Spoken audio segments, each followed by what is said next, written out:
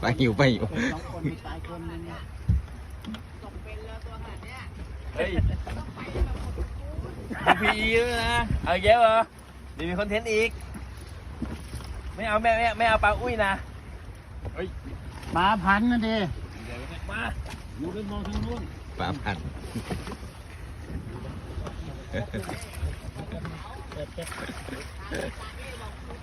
หนูเฮ้ยยกขึ้นมาได้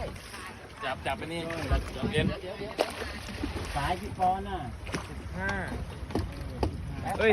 50แป๊บเลย ตัวไหนมานี่โอเคจับยกเลยโอ้โหยกเอาสิเฮ้ยเอา